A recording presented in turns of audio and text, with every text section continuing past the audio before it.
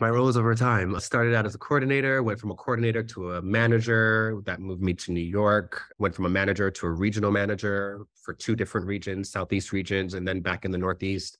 Went from a regional manager to director at Ritz-Carlton.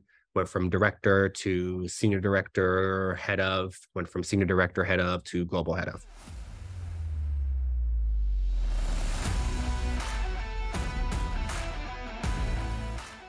Tell us a little bit about like how you got here. Like, what were the steps you took? You have a cool story.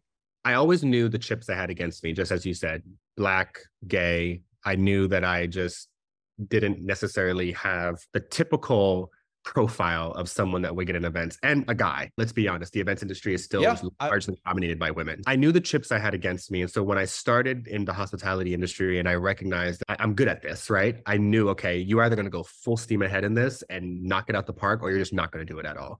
And the full steam ahead, knock it out the park was the only option I had.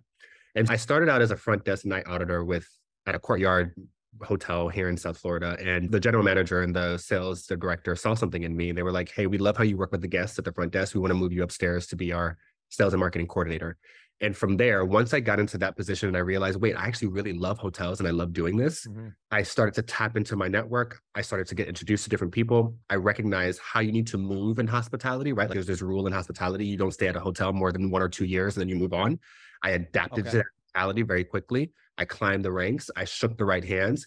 But I did all of that not because I'm like a brown noser or because I want to know the world. I'm actually an introvert. A lot of people don't know this, but I'm an introvert, a hardcore introvert. But I did all of that because I knew I had the chips against me. And I knew if I really wanted to be successful, I had to work a little bit harder. To answer your question, I think what I would say to anyone watching this is not only know your strengths, but know what you're up against. Because when you know what you're up against, that's how you can really flex your strengths.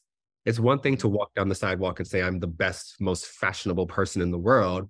But why are you the best, most fashionable person in the world? Is it because fashion? Okay, great. A lot of people know fashion. A lot of people know events, right?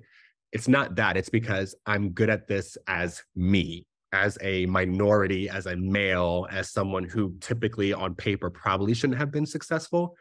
That's what makes me so amazing at it, is because of my story. And so I think you have to know how to flex those muscles when you know what you're up against. And that I keep in the back of my head every day. No matter how big I get in my career, it doesn't matter if I become a managing director of TNT Networks or something. It doesn't matter. I'm always going to have it in the back of my head that I still got a lot of work to do. And that keeps me going. Do you think some people, like you said, whether like in an industry that is typically not too diverse, right? Yeah. So whether you're Black, whether you're gay, whether you're a woman, whether you're whichever part of the diversity inclusion that, do you think people struggle to push through something that they may like or that they're involved in because they don't see themselves doing it, or they don't see someone who looks like them doing it, essentially? Like they just need maybe a little bit of courage like you had to say, hey, like I'm good at this and I'm going to push into this and I'm going to ask the questions and I'm going to push a little bit. And I know I have things up against me. Do you feel people hold themselves back a little bit like that? Yeah, that's the other version of me. Like you have the me that is, I see an opportunity and I see the person I want to see in that space, I'm going for it.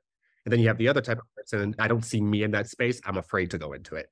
And I think representation matters. And that's why, because people need to see that you can do it. People need to see that I can do what he's doing or she's doing.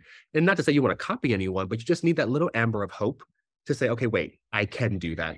When I joined the financial services space and joined Equitable, at that time it was Accent Equitable, financial services is still a predominantly white male industry.